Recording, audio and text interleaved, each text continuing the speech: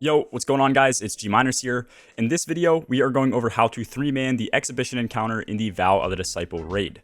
This is going to be the hardest of the 4 main encounters to 3-man as it has extremely tight timings, so I am going to explain everything in the most detail I can, room by room, without trying to waste any time.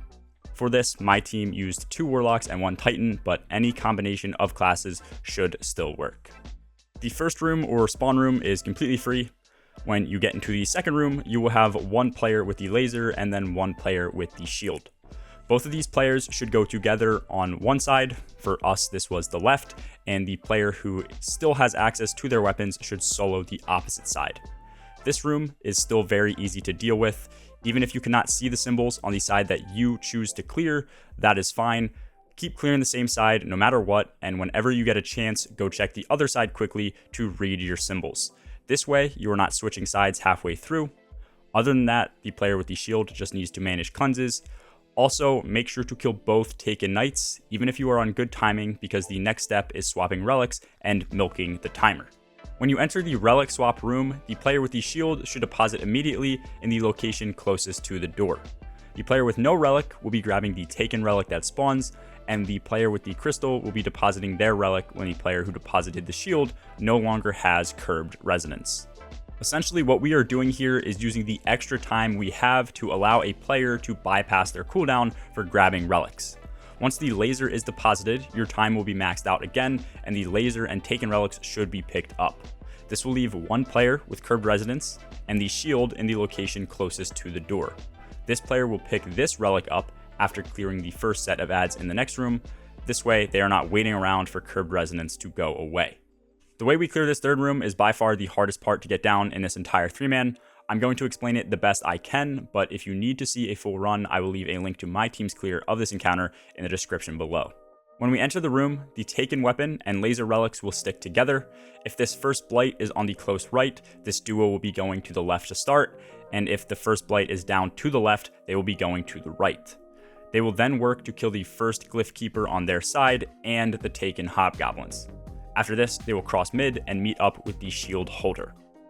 During this time, the Shield Holder should have gone back and grabbed their relic. Once again, this is after the first initial set of ads are killed. We also had this player run a Gallahorn so that they could shoot 2 rockets up towards their ads and clear some of them before grabbing the relic again.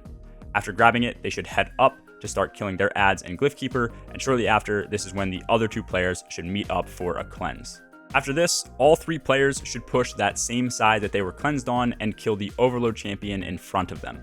Everyone should be cleansed 1 more time after killing this guy, and then the team is going to split up. By this time, your team will have already figured out which symbols are readable by players with relics and which side are readable by the non-relic holders. This means that you will have read the first set of symbols on one side. The shield holder will then drop their relic and go read the symbols on the opposite side that you have not yet read.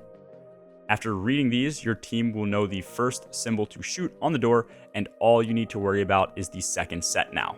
The laser holder will kill the Taken Knight that spawns mid to extend your team's timer. After doing this, they will stay on the same side that they are on and continue to push this out and ad clear. Eventually, they should kill the Glyph Keeper, and symbols will now be available to read on this side. That leaves the Taken Relic holder and 1 more set of symbols to be unlocked. This player will switch to that side, ad clear, and eventually kill the Glyph Keeper as well. The reason this player is constantly switching sides is to destroy the Taken Blights that make enemies immune. After all is said and done, your shield holder will need to grab their relic again and cleanse your team before dropping it 1 final time to read the last set of symbols. The laser holder should kill the second Taken Knight as well. After this, you should now know both symbols to shoot to open the door. The shield and Taken weapon should be deposited as soon as possible to drain the time on curbed resonance. When terminal resonance gets low or both players no longer have curbed resonance, the laser should be deposited and you should move on to the final room.